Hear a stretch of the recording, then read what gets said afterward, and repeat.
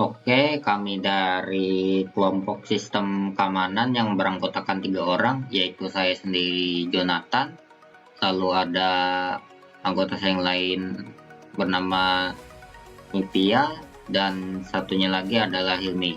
Nah, di sini kelompok kami akan membahas tentang perlindungan server terhadap serangan brute force menggunakan RDP-GA. Nah, sebelum kita dapat memulai demonstrasinya, saya akan menjelaskan terlebih dahulu apa itu RDP Guard. RDP Guard ini adalah sebuah program yang berjalan di platform Windows. Fungsinya sendiri untuk melindungi server dari serangan brute force. Nah, brute force itu sendiri adalah jenis serangan ke server berupa percobaan untuk menembak username dan password login untuk suatu akun, khususnya untuk akun administrator servernya.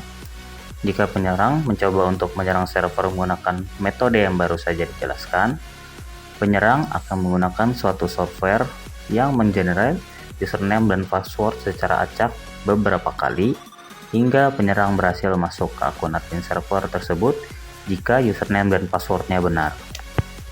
Nah, RDP Guard ini cara kerjanya untuk mencegah percobaan serangan brute force dengan cara membatasi percobaan login ke suatu akun untuk beberapa kali percobaan. Jika sudah mencapai batas percobaan yang telah diatur, maka RDP Guard akan memblokir percobaan login dalam waktu yang ditentukan. RDP Guard ini sistemnya memblokir IP address si penyerang yang menggunakan serangan brute force tersebut. Sekarang kami akan mencoba menginstal dahulu aplikasi RDP Guard ini. Silakan cari di Google RDP Guard dan klik hasil yang muncul pertama kali di pencarian Google-nya. Lalu buka bagian download di bagian sini dan pilih download yang berekstensi exe installer atau MSI installer. Juga bisa, tetapi di sini kami akan menggunakan exe installer saja. Klik lalu tunggu sebentar hingga selesai. Nah, kalau sudah, tinggal klik buka saja atau ke folder ke download, ada OS from. Klik yes saja. Di sini klik next, lalu tekan accept agreement dan klik next. Di sini klik next saja langsung, lalu klik next lagi, lalu tunggu instalasinya. Nah, instalasinya sudah selesai berhasil, klik finish. Nah, instalasi RDP Guard-nya sudah selesai. Oke, sekarang saya akan menjelaskan bagaimana cara kerja RDP Guard ini dan bagaimana cara kita menghidupkan RDP Guard ini. Sebenarnya saat kita sudah membuka pertama kali untuk monitoring RDP atau remote display untuk mengontrol komputer lain dari jarak jauh itu sudah hidup ya. Nah, biasanya kan kalau untuk kontrol jarak jauh ini kan perlu kredensial juga, perlu login. Jadi mungkin ada penyerang yang berusaha masuk untuk mencoba mengontrol komputer kita dari jarak jauh juga, selain kita sendiri. Nah, karena di sini saya hanya mendemonstrasikan, jadi yang saya pakai di sini belum ada servernya, tapi saya akan memperlihatkan bagaimana cara mengaktifkan mengonfigurasinya. Untuk yang pertama kita masuk ke option, lalu klik ke general.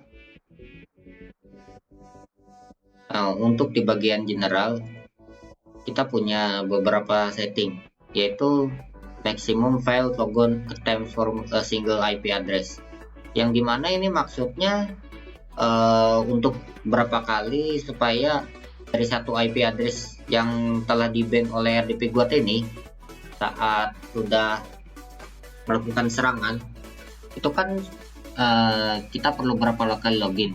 Kalau brute force itu kan berkali-kali mencoba untuk login.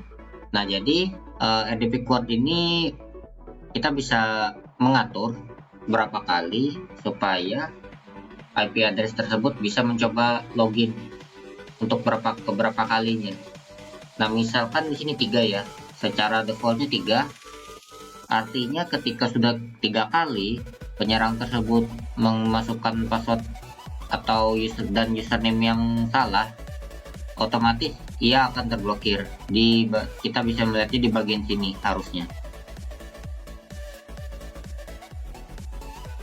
Lalu untuk reset counter itu adalah hitungan berapa kapan RDP Guard akan mereset hitungan yang ini. Misalnya kan yang dia gagal login untuk sekali, lalu misalnya sudah lewat 24 jam, maka akan direset menjadi 0 kali. Untuk yang ketiga, ini ketika salah satu IP address penyerang itu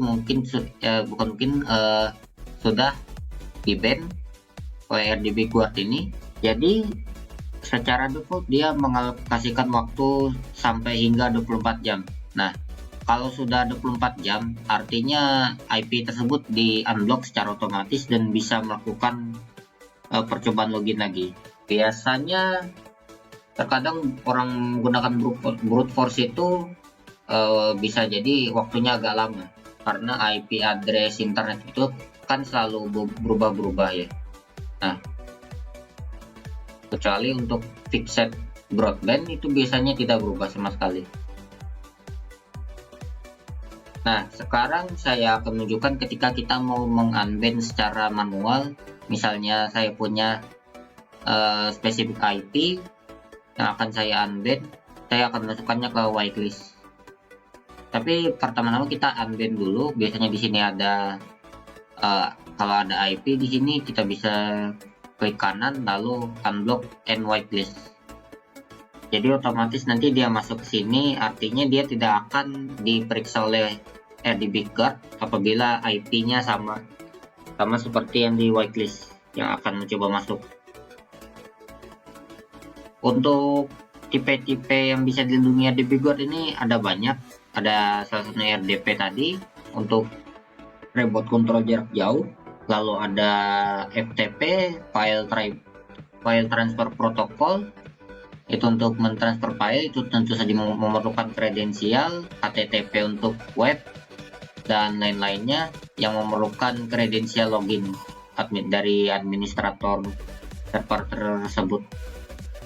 Jadi hanya ini yang kami bisa presentasikan dan saya jelaskan. Untuk kurang lebihnya saya mohon maaf dan terima kasih atas perhatiannya.